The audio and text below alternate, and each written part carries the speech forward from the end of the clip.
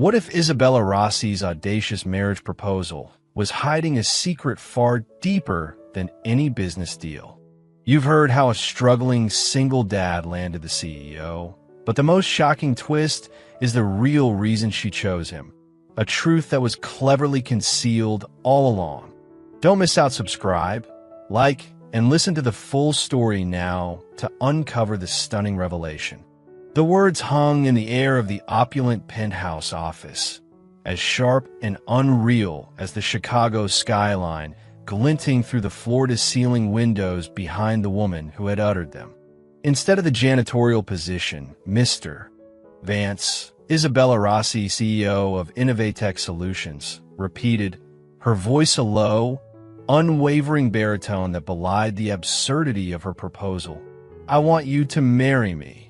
Ethan Vance, a man whose aspirations had shrunk from building dream homes to merely scrubbing their toilets, could only stare, his calloused hand instinctively tightening on the worn strap of his backpack, which contained not a resume, but a half-eaten apple and a dog-eared copy of the little engine that could for his 7-year-old daughter, Zoe, who was at that very moment probably transforming the plush waiting area into a landscape of paperclip creatures and staple remover monsters.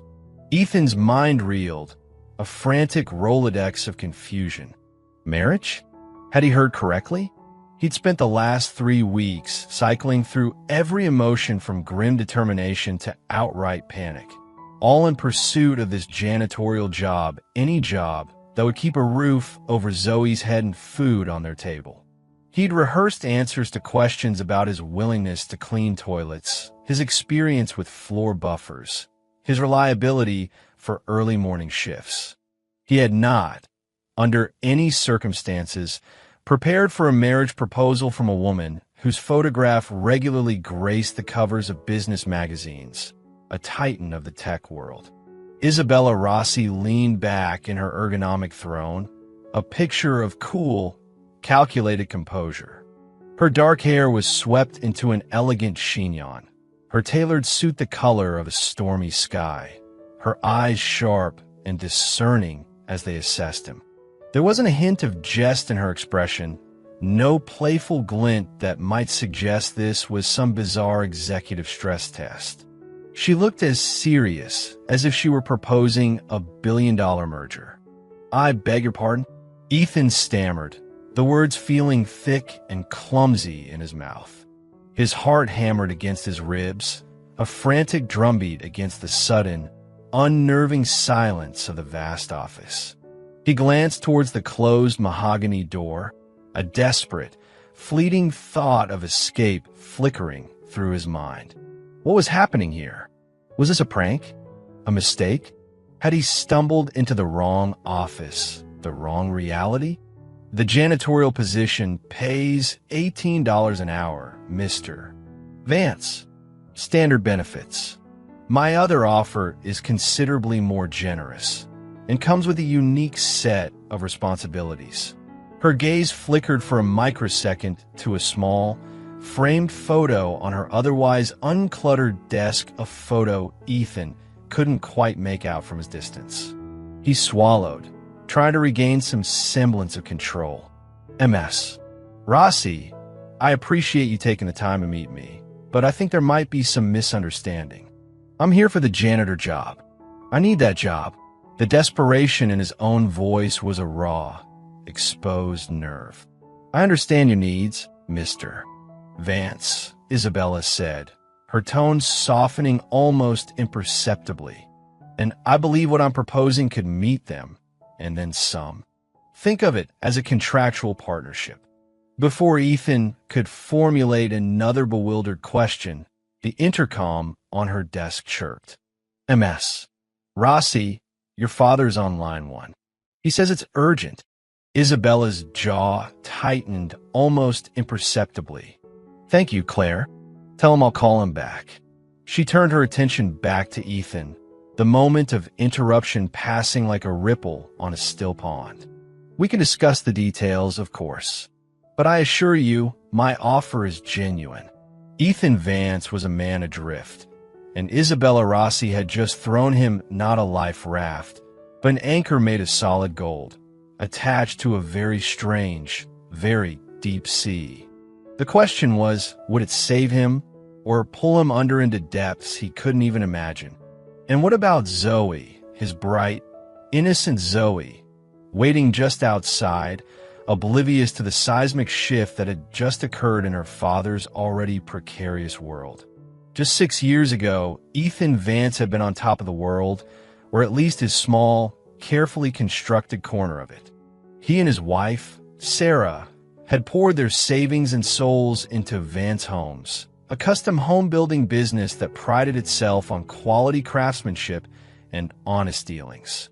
Ethan, with his keen eye for detail and a sturdy, reassuring presence, was the face of the company, the man who could translate dreams into blueprints and blueprints into beautiful, sturdy houses.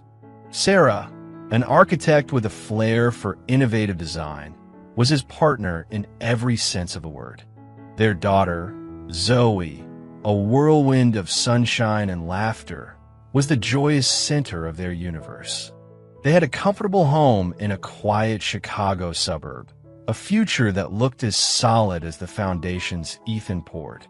Then came the storm, not a meteorological one, but a convergence of tragedies that ripped through their lives with brutal efficiency. It started with the accident, a distracted driver running a red light, a screech of tires, and a sickening crunch of metal. Sarah was killed instantly. Ethan woke up in a hospital bed with a shattered leg, a concussion, and a hole in his heart so vast it threatened to swallow him whole. The months that followed were a blur of grief, physical therapy, and the dawning, horrific realization that their world had irrevocably changed. His leg, though painstakingly repaired, would never be the same. The chronic pain and the pronounced limp made clambering over construction sites an agonizing impossibility. Vance Homes, already teetering from the economic downturn that hit the construction industry hard, couldn't survive without Ethan at the helm and Sarah's design genius. The medical bills mounted, savings dwindled, and the foreclosure notice on their home felt like the final, cruel blow. He'd sold his truck, then his tools, each sale a fresh stab of grief, a relinquishing of his old identity. They moved into a cramped 2-bedroom apartment in a less desirable part of town. Ethan, a man who had once built legacies, found himself struggling to find any work. His construction experience was now a liability in a saturated market, his physical limitations ruling out many manual labor jobs. He applied for everything: retail, delivery, handyman gigs. The rejections piled up, each one chipping away at his already fractured self-esteem. His only anchor in this storm was Zoe. Her resilience, her innocent capacity for joy, even in their reduced circumstances, was the lifeline he clung to. For her, he would do anything. For her, he would swallow his pride, mask his despair, and keep searching. The janitor position at Innovatech Solutions, a gleaming behemoth of a tech company in downtown Chicago, had been a long shot discovered on a job board late one night. The pay wasn't great, but it was steady, with benefits, something he desperately needed for Zoe. He'd polished his sparse resume, emphasizing his reliability and work ethic, conveniently omitting the part about once owning a multi-million-dollar company. The morning of the interview, his anxiety was a knot in his stomach. Mrs. Henderson, their elderly neighbor who usually watched Zoe after school, had come down with the flu. Childcare options on his non-existent budget were nil.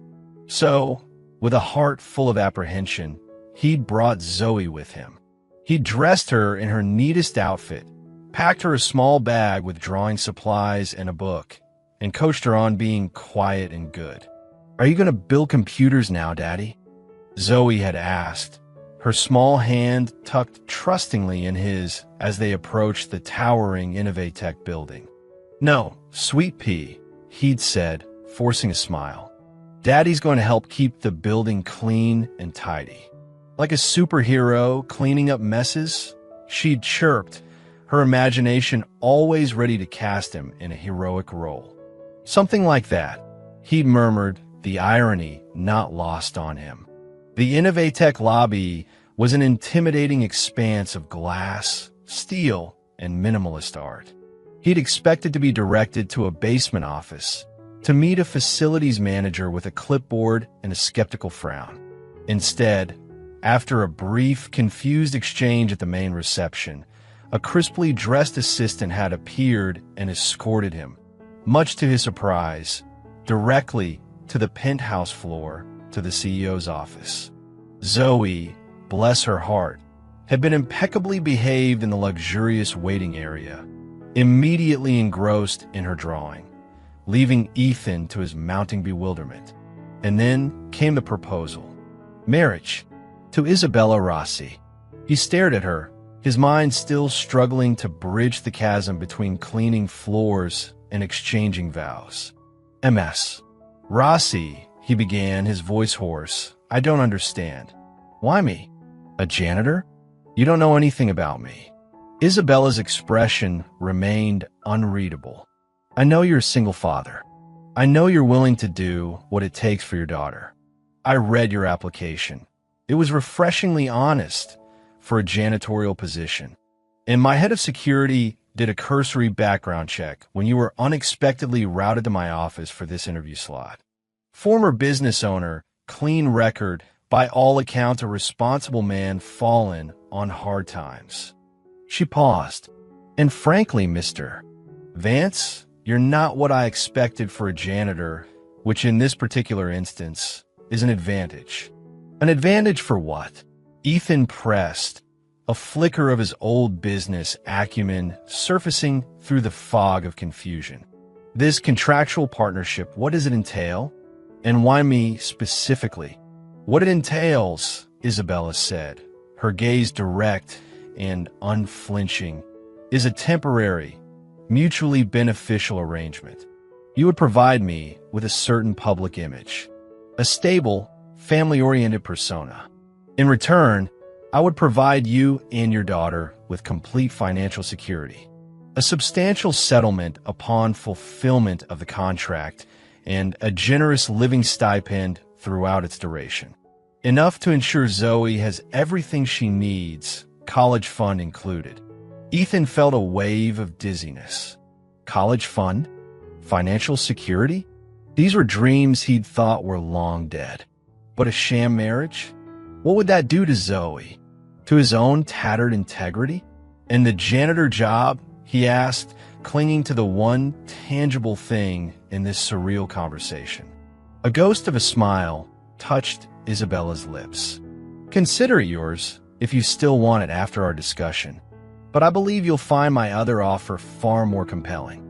She leaned forward slightly. The why me is more complex. Let's just say I have specific criteria, and you, Mr. Vance, unexpectedly fit them. I need someone grounded, someone who isn't part of my usual circle, someone who understands responsibility. Her eyes flickered towards the photo on her desk again. The intercom buzzed. MS. Rossi, Mr. Thorne is here for your 10:30. Isabella's expression hardened. Have him wait. She turned back to Ethan. My schedule is tight. I need an answer, or at least an indication of your willingness to consider this by the end of the day. My assistant, Claire, will give you a packet with more details and non-disclosure agreement first. Naturally, if you sign it, you'll receive the full proposal. If you're not interested, you can simply start your janitorial duties on Monday. No hard feelings. Ethan was speechless. He felt like he'd been dropped into a high-stakes poker game with rules he didn't understand. The inciting incident wasn't just a job offer. It was a life-altering, morally ambiguous proposition from one of the most powerful women in Chicago. His immediate goal was still to provide for Zoe, but the path to achieving that goal had just fractured into two wildly divergent possibilities. The humble, honest toil of a janitor or the gilded cage of a contractual marriage. He took the offered NDA from Claire on his way out, his mind a whirlwind. The weight of the decision pressed down on him, heavy and suffocating. Ethan signed the NDA, curiosity and a desperate, gnawing hope that this insane offer might somehow be a lifeline outweighed his initial instinct to run. The proposal packet that followed was less a romantic overture and more like a corporate merger document. Thick, laden with clauses, and outlining a 2-year marriage agreement with Isabella Rossi. It detailed a staggering financial settlement upon amicable dissolution, a generous monthly allowance, a luxury apartment in her building, and full coverage of Zoe's educational and medical expenses. In return, Ethan was to present himself as her devoted fiancé and subsequently husband, attend certain social and corporate events, and maintain an impeccable public image. There were even clauses about minimal public displays of affection and mutual respect and discretion. It was bizarre, transactional, and terrifyingly tempting. He started the janitor job the following Monday. Part of him needed the normalcy, the simple, honest labor. The other part knew he was buying time, wrestling with Isabella's outrageous offer. He was assigned the evening shift, from 6 p.m. to 2 a.m., a lonely trawl through deserted office landscapes. The Innovatech building was a marvel of modern architecture, a gleaming tower of innovation. And, as Ethan quickly discovered, a building with its own share of hidden problems. As a former home builder, he couldn't switch off his ingrained attention to detail. He noticed things others overlooked. A persistent rattle in the HVAC system on the 15th floor that signaled a failing bearing. The subtle sag in a ceiling tile in the West Wing corridor indicating a slow leak. The dangerously frayed wiring on an industrial vacuum cleaner in the janitorial closet. He started small, discreetly fixing what he could, tightening a loose fixture here, reporting a serious hazard there to his shift supervisor, a world-weary man named Sal who mostly shrugged and said, "If it ain't on fire, ain't a priority." Zoe, meanwhile, became an unwitting pawn in this strange game. With the evening shift, Ethan struggled with childcare. A couple of times, when his sitter canceled last minute, he had no choice but to bring Zoe with him for the first hour or two of his shift, setting her up with her coloring books and homework in Sal's small, cluttered office, praying no one important would notice. One evening, Isabella Rossi was working late. As Ethan cleaned the executive floor, Zoe, who had been quietly reading, wandered out in search of a restroom. She bumped, quite literally, into the CEO as Isabella exited her office. Instead of annoyance, Isabella looked down at the small, wide-eyed girl with an unreadable expression. "Well, hello there," Isabella said, her voice softer than Ethan had ever heard it. "You must be Zoe." Zoe, never shy, nodded. "Are you Miss Izzy? Daddy talks about you. He says you have a very big office." Isabella actually smiled, a small, genuine curve of her lips. "He does he? And yes, I'm Isabella, but you can call me Izzy if you like." Ethan, emerging from an office with his cleaning cart, froze, expecting a reprimand. Instead, he found Isabella kneeling, talking to Zoe about the drawing of a unicorn Zoe clutched in her hand. For 10 minutes, the high-powered CEO and the janitor's daughter discussed the optimal glitter-to-glue ratio for unicorn manies. When Isabella finally stood, she met Ethan's apprehensive gaze. "She's a delightful child, Mr. Vance." There was a strange wistfulness in her eyes. The encounters, though infrequent, continued. Isabella would sometimes find excuses to be on the executive floor when Ethan was cleaning, asking him pointed questions that seemed to stray beyond janitorial concerns. "Mr. Vance," that flickering light in the main conference room, any idea what might be causing it? Maintenance has looked at it 3 times. Ethan, unable to help himself, would offer a diagnosis. It's likely the ballast, MS. Rossi, they probably just keep changing the bulb. It needs a new fixture, or at least a new ballast. She'd nod slowly. Interesting. The marriage proposal was the elephant in every room they shared. Ethan was still deeply conflicted. The money would change their lives. Zoe could have the best schools, health care, a secure future he could currently only dream of. But the deceit felt like a betrayal of everything he believed in. He imagined Sarah looking down, her disappointment a heavy weight. Isabella, however, was persistent. She called her office for updates on his janitorial work, which invariably turned into discussions about the agreement. She wasn't trying to romance him. She was all business. Mr. Vance, the deadline for the Starlight Fund pitch is approaching.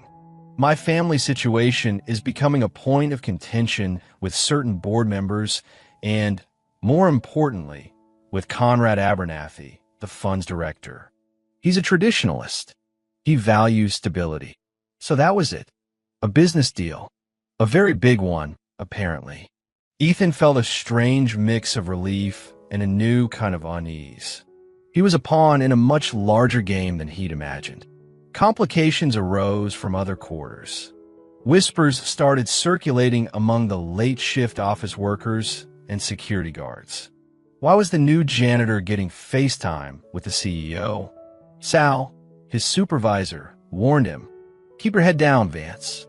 This ain't the kind of place where the folks on top mix with the folks on the bottom unless they want something." One of Isabella's executive vice presidents, a slick, ambitious man named Marcus Thorne, began to eye Ethan with open suspicion. Thorne, Ethan gathered from office gossip, was Isabella's main rival on the board, a proponent of a more aggressive, ruthless business strategy. He'd corner Ethan one evening by the elevators, getting pretty chummy with MS. "Rossi, aren't we, Vance? Interesting career trajectory for a janitor." Thorne's smile was all teeth. The pressure mounted. Bills were piling up. Zoe needed new shoes. The apartment felt smaller and gloomier every day. He saw the worry in Zoe's eyes when he tucked her in, the unspoken questions about why Daddy was always so tired and sad. Then came the incident with the faulty wiring. Ethan had reported the frayed cord on the industrial vacuum multiple times. Solid shrugged it off. One night, a young cleaning crew member, a recent immigrant named Maria, got a nasty shock from it. She wasn't seriously injured, but she was terrified and her hand was burned. Ethan, furious, bypassed Sal and sent a detailed email to building management and, on a desperate whim, CC'd Isabella Rossi, outlining the hazard in the previous ignored warnings. The next day, Isabella summoned him, not to fire him, but to thank him. "Your report was illuminating, Mr. Vance. It seems there are several systemic issues with our facilities management that I was unaware of." She looked at him thoughtfully. "You have a good eye for these things, beyond just cleaning." She then brought up the marriage contract again, this time with a new urgency. The Abernathy Gala is in 3 weeks. It's the perfect opportunity to present a united front. "Ethan, this isn't just about my position anymore. The Starlight Fund investment would allow Innovatech to launch its new sustainable energy division, creating hundreds of jobs, good jobs, right here in Chicago. It's the ethical direction my father always envisioned for this company." Thorne is pushing for a different investor, a vulture fund that would strip Innovatech for parts and maximize short-term profit at the expense of our employees and our long-term vision. The stakes had just been raised exponentially. This wasn't just about his and Zoe's future anymore, or even Isabella's career. It was about the livelihoods of hundreds, the ethical soul of a company. He thought of Maria, the shock, the fear. He thought of his own lost business, the despair of unemployment. Zoe, during another brief visit to Sal's office while Ethan started his shift, had left a drawing on Isabella's unattended desk when she'd been exploring. Isabella had later admitted to Claire, her assistant, that she sometimes left her door slightly ajar, hoping Zoe might visit. It was a picture of Isabella, standing tall like a queen, but with a little speech bubble saying, "I'm a bit lonely." Below it, Zoe had drawn herself, and Ethan holding Isabella's hands. When Isabella showed it to him later, her usual composure was fractured. "She's remarkably perceptive," Isabella had murmured, her voice thick with an emotion Ethan couldn't quite decipher. It was a small, innocent act, but chipped away another layer of Isabella's carefully constructed armor and another layer of Ethan's resistance. He was beginning to see the woman beneath the CEO, a woman who, despite her power and wealth, seemed to carry her own burdens, her own loneliness. The choice was becoming clearer and infinitely more complex. The weight of Isabella's revelation about the Starlight Fund and its potential impact settled heavily on Ethan. It was one thing to consider a sham marriage for personal gain, however desperate his circumstances. It was another entirely to become a linchpin in a plan that could affect so many lives, potentially for the better. He spent a sleepless night pacing his small apartment, the contract lying on his kitchen table like a silent, life-altering dare. Zoe coughed in her sleep from the other room, a small, dry sound that reminded him of the drafty windows and the ever-present worry about affording a doctor's visit if it turned into something worse. He thought about his old life, the pride he'd taken in building safe, secure homes. He thought about Sarah and what she would have wanted. She'd always been the brave one, the one who believed in fighting for what was right, even when it was hard. The next morning, Ethan requested another meeting with Isabella. This time, he didn't feel like a desperate job applicant or a bewildered janitor. He felt like a man with something to offer and something to lose. "I've considered your proposal, Les. Rossi," he said, meeting her gaze directly across the expanse of her polished desk. Zoe was at school, giving him this rare moment of focused, adult conversation. "And I have some conditions." A flicker of surprise, then respect, crossed Isabella's face. "Go on, Mr. Vance." "Firstly," Ethan said, his voice steady, "Zoe. Her well-being, her privacy, her happiness are paramount.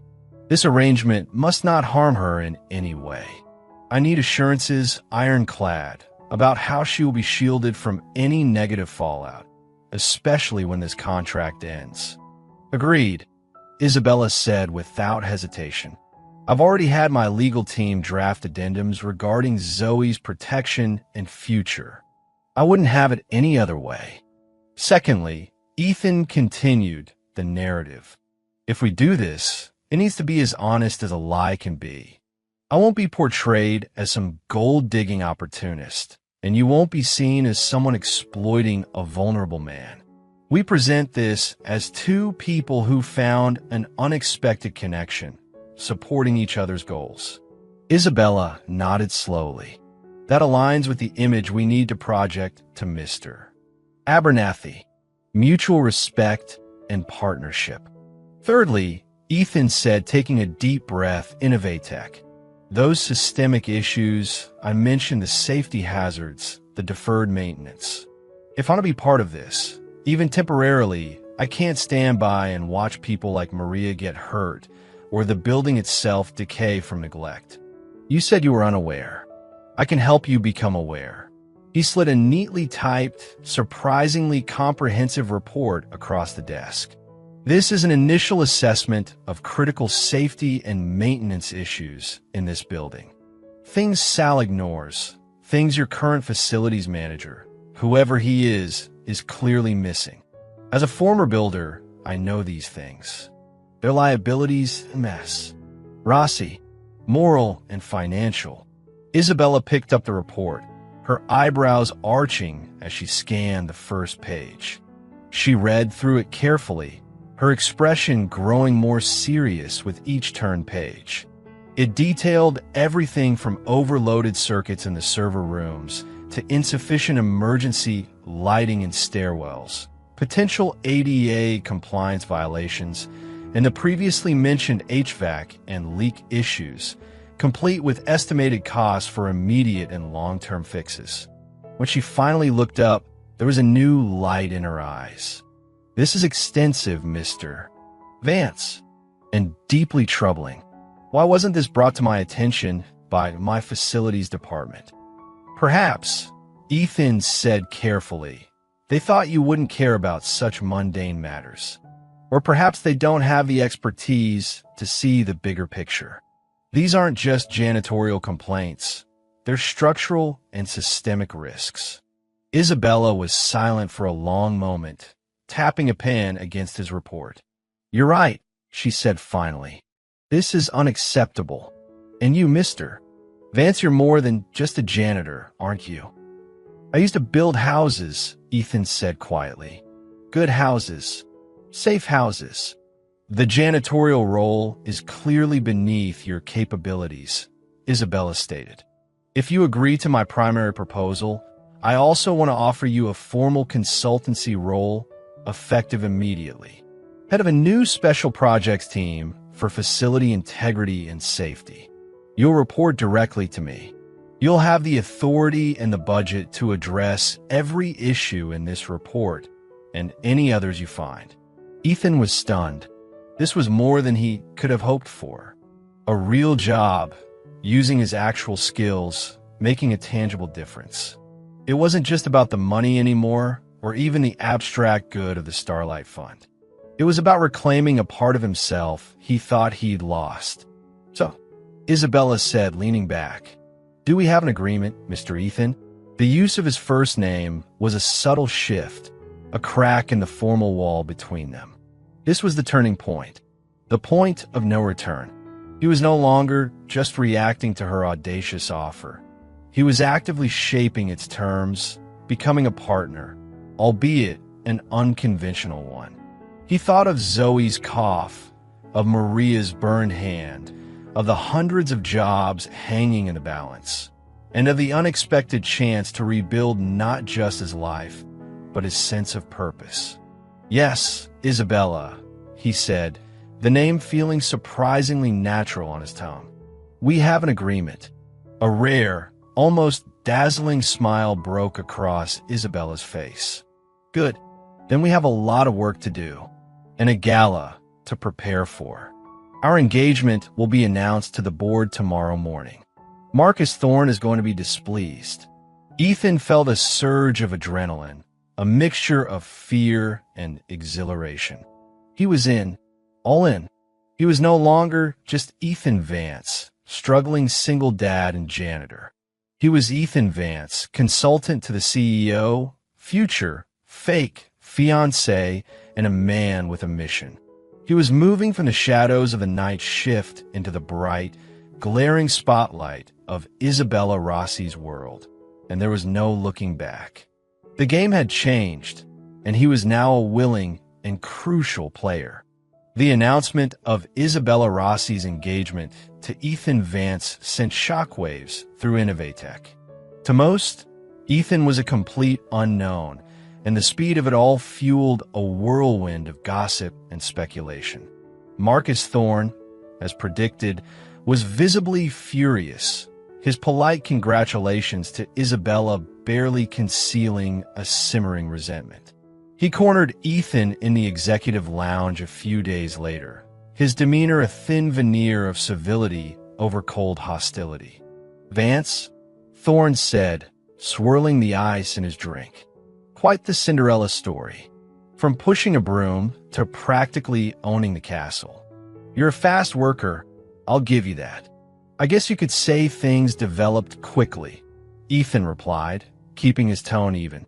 He was learning to navigate these encounters, coached lightly by Isabella on maintaining a calm, confident front. "Indeed," Thorne sneered. "Some might say unnaturally quickly. Rest assured, Many of us will be watching your performance with great interest. Ethan's new role as head of facility integrity and safety was, thankfully, a grounding force amidst the surrealism of his fake engagement. He threw himself into the work, conducting thorough inspections, prioritizing repairs, and meeting with department heads to understand their needs. His practical knowledge and no-nonsense approach earned him the grudging respect of the maintenance crews who had previously answered to a less engaged manager. Sal, his old janitorial supervisor, now looked at him with a mixture of awe and bewilderment. "Never figured you for a suit, Vance, but you sure know your way around a leaky pipe." The engagement itself was a crash course in public deception. Isabella's PR team orchestrated a series of carefully managed appearances. There were a few select charity events, a carefully leaked photo of them sharing a chaste laugh over dinner at a high-end restaurant, and several meetings with key board members and, crucially, Conrad Abernathy of the Starlight Fund. Abernathy was an older gentleman, old school in his manners, with eyes that seemed to see more than one let on. He'd invited Ethan and Isabella for an informal brunch at his country club. "So, Ethan," Abernathy had said, his gaze direct, "Isabella tells me you have a background in construction. A man who builds things. I like that. Solid. Tangible." "Yes, sir," Ethan replied. "I believe in building things to last." He spoke of his former business, careful to frame its demise as a casualty of the recession and his wife's passing, rather than any personal failing. He spoke passionately about the importance of safe, well-maintained infrastructure, subtly weaving in the work he was now doing for Innovatech. Isabella watched him, a complex expression on her face. Later in the car, she said, "You were good today? You believe in what you're doing here, don't you? The safety work, I mean." "I do," Ethan said. "It matters." "It does," she agreed softly. "My father always said the foundation has to be strong, whether it's a building or a business." Living arrangements were another adjustment. Isabella's proposal packet had included the use of a lavish apartment in her own building, a few floors below her penthouse. Ethan and Zoe moved in. Zoe was thrilled with the space, the views, and the indoor pool. Ethan felt like he was living on a movie set. He and Isabella established careful boundaries for their cohabitation, mostly centered around Zoe. Isabella made a genuine effort with his daughter. She'd often join them for brief, informal dinners, bringing Zoe small, thoughtful gifts and advanced art set, a book on constellations after Zoe expressed an interest in the stars visible from her new bedroom window. Zoe, in her innocent way, started to bridge the gap between them. "Miss Izzy," she asked one evening, as Isabella helped her with a particularly tricky math problem, "why don't you smile more? You have a nice smile." Isabella, caught off guard, actually flushed. "Life is serious business, sometimes, Zoe." "Daddy says even serious business needs smiles," Zoe replied sagely. Ethan saw Isabella absorb this, a flicker of something vulnerable in her eyes before her usual composure returned. These small moments, these unscripted interactions, were building a connection that neither of them had anticipated. They found themselves talking late into the night, sometimes after Zoe was asleep, sharing stories of their pasts, their losses, their very different struggles. Ethan learned about the immense pressure Isabella had been under since her father's death, the constant battle to prove herself in a male-dominated industry, the loneliness of command. Isabella, in turn, saw the depth of Ethan's grief for Sarah, his quiet strength, and his unwavering devotion to Zoe. A grudging respect was blossoming into something warmer, more nuanced. But Marcus Thorne was not idle. He was actively trying to sabotage the Starlight Fund deal, subtly spreading rumors about Isabella's sudden and convenient engagement. He implied Ethan was a gold digger, a nobody Isabella had plucked from obscurity for reasons unknown, possibly nefarious. He knew Abernathy was a stickler for reputation and propriety. The pressure culminated a week before the final Starlight Fund Gala, where the investment decision was expected to be announced. Thorne, through a connection at a city newspaper, orchestrated a thinly veiled gossip piece. It didn't name names, but it painted a picture of a prominent female CEO and her mysterious new fiancé with a troubled financial past, hinting at a marriage of convenience designed to sway a conservative investor. The article mentioned Ethan's previous bankruptcy and the foreclosure on his home. When Ethan saw it, a cold dread washed over him. This was exactly what he had feared. He felt exposed, humiliated. "This is a disaster," he told Isabella, holding up the paper, his hand shaking slightly. "Abernathy will see this. Thorne is trying to paint me as a con man." Isabella's face was grim. "He's playing dirty. We knew he would." Ethan sank onto the plush sofa in her penthouse, his head in his hands. "Maybe this whole thing was a mistake. I'm on my depth, Isabella. I'm putting you, Zoe, this whole deal at risk." This was his dark night of the soul. Was he strong enough for this? Was he selling his integrity for a paycheck, however large? He thought of backing out, of disappearing back into the anonymity of his old life, even if it meant financial ruin. Maybe I should just go. Isabella sat beside him, her usual steely demeanor softened by concern. "Ethan, look at me." He slowly raised his head. "Thorne is doing this because he's scared. He knows we're close to securing the Starlight investment. He's trying to rattle us, to discredit us. We can't let him win. But what if he's right?" Ethan whispered. "What if this is all just a sham, and Abernathy sees through it?"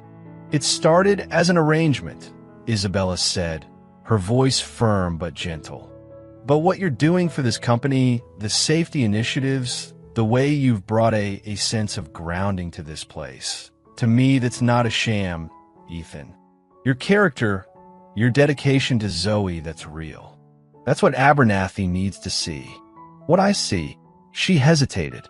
"And what Zoe draws, she sees it too." She gestured to a new drawing taped to her refrigerator. The three of them, this time not just holding hands, but in a group hug under a sky full of smiling stars. Her words, and the simple faith in Zoe's drawing, were a balm to his frayed nerves. He wasn't alone in this. They were a team of sorts. "So, what do we do?" he asked, a flicker of his earlier resolve returning. "We prepare," Isabella said, her eyes regaining their strategic glint. "We anticipate Thorne's next move. And at that gala, we show Abernathy and everyone else exactly who we are together." The final days leading up to the gala were a blur of preparations. Ethan worked with Isabella and her PR team to craft responses to potential provocations. He also finalized a major safety overhaul plan for Innovatech, a testament to his capabilities and his commitment. He knew Thorne would try something at the gala, some public confrontation. The stakes had never been higher. His and Zoe's future, Isabella's legacy, and the fate of Innovatech all hinged on this one night. The Innovatech Foundation Gala, ostensibly a fundraiser for STEM education, was really the stage for the Starlight Fund announcement.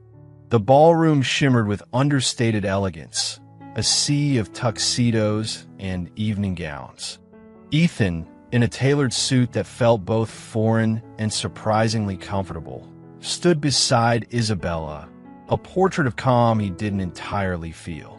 Zoe was safely tucked in with a trusted sitter, armed with a new sketchbook and the promise of a late-night ice cream debrief. Conrad Abernathy arrived, exuding an air of quiet authority.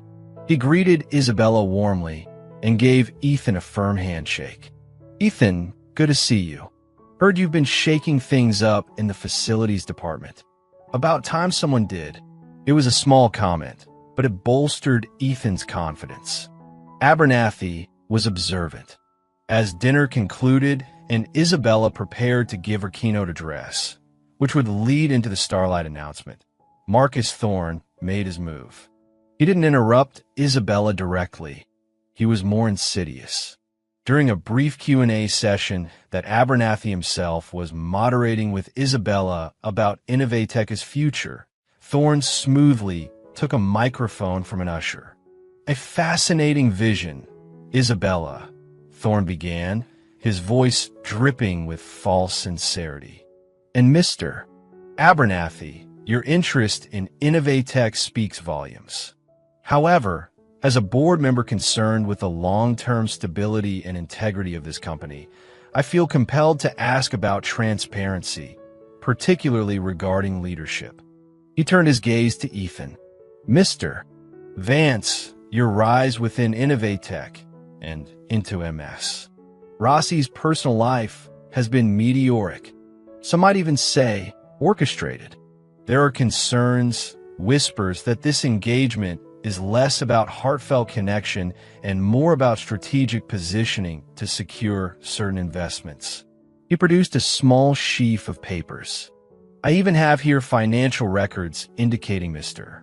Vance was facing significant personal bankruptcy just months before this providential engagement. One might wonder about motivations." A hush fell over the ballroom. All eyes were on Ethan and Isabella. This was it, the public ambush. Isabella's hand tightened on Ethan's arm almost imperceptibly. Before Isabella could unleash her famously sharp retort, Ethan stepped forward slightly, his heart pounding, but his voice surprisingly steady. "Mr. Thorne is correct about one thing," Ethan began, his gaze sweeping across the room before settling on Abernathy. 6 months ago, my life was very different. I was grieving my late wife, struggling to raise my daughter, and facing financial ruin after my construction business failed, a casualty of a tough economy and personal tragedy."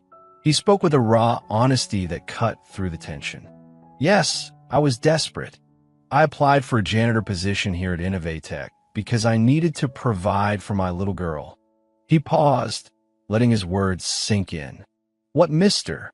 Thorne perhaps doesn't understand, or chooses to ignore, is that desperation doesn't negate integrity. When MS. Rossi and I met, it was unconventional, I'll admit. She saw something in me beyond my circumstances, a work ethic, a background in building things, an eye for problems that needed fixing. She offered me a chance, not just personally, but professionally, to use my skills to make Innovatech safer, better. He looked directly at Isabella, a genuine warmth in his eyes. Our personal relationship developed from that foundation of mutual respect. It wasn't planned, not in the way Mr. Thorne imagines, but it's real. What we're building both within this company and together is based on shared values, on wanting to create something lasting and positive. He then addressed Abernathy. "Sir, I understand your need for assurance. All I can offer is my truth. I love my daughter.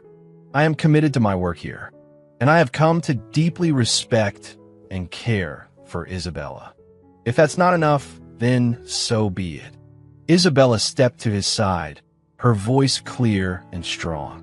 What Ethan says is true. His honesty, his character, his dedication to fixing what's broken, whether it's a faulty electrical system or a cynical corporate culture, is precisely why he's invaluable to me and to Innovatech. The Starlight Fund represents an ethical, sustainable future. That's a future built on integrity, not on manipulations like Mr. Thorne's. Just then, as if on cue, a waiter delivered a small, folded note to Mr. Abernathy. He read it, a slight smile playing on his lips. He looked up, his eyes twinkling. Well, this is unexpected. It seems a certain young lady named Zoe, who I had the pleasure of meeting briefly last week, asked her sitter to pass this along. It's a drawing. He held it up. It was a simple, childlike drawing of 3 stick figures. One tall, Isabella, one medium, Ethan, and one small, Zoe, all holding hands under a large, smiling sun labeled Team Innovatech. Below it, Zoe had printed, "They help people." Abernathy cleared his throat. "Mr. Thorne, true stability isn't about pristine financial records or perfectly orchestrated appearances. It's about character.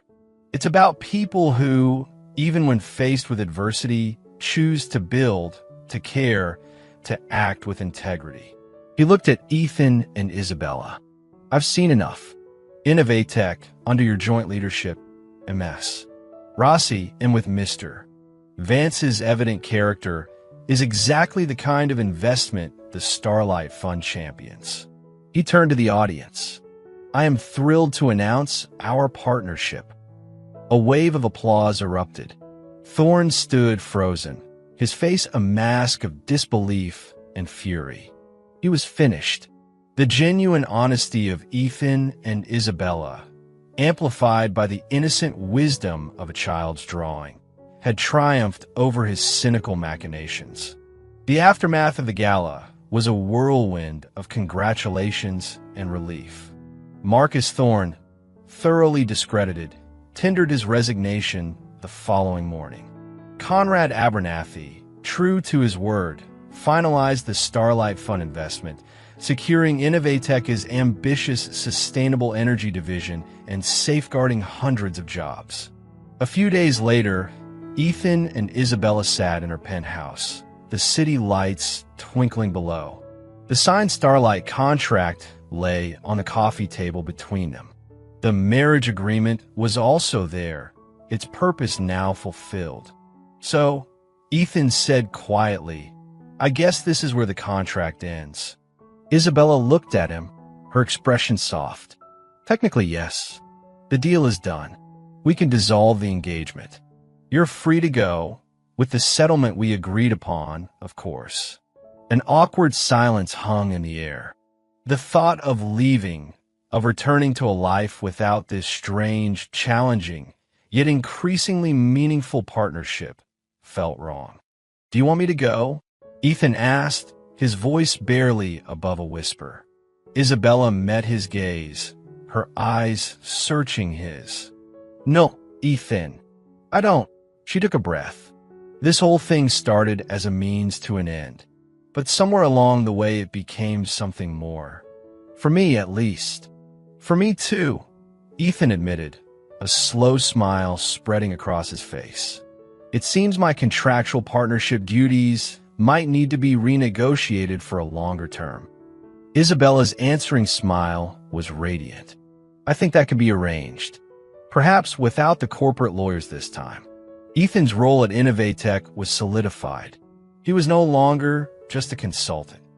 Isabella formally promoted him to Vice President of Operations and Safety, giving him full authority to overhaul the company's infrastructure and implement long-term preventative maintenance programs. He was respected, his expertise valued. He was building again, not houses, but a safer, more efficient environment for thousands of people. Their personal relationship evolved organically, without the pressure of a contract or public expectation. They took things slowly, building on the genuine affection and respect that had grown between them.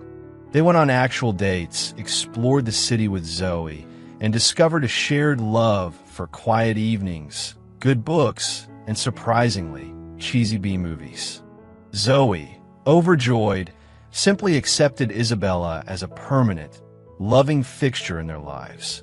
"I knew Miss Izzy needed more smiles," she declared one evening, as the 3 of them shared a pizza, Isabella laughing freely at one of Ethan's dad jokes.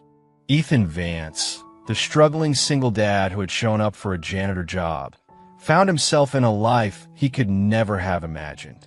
He had financial security, a fulfilling career where he made a tangible difference, and a partner who challenged, respected, and loved him.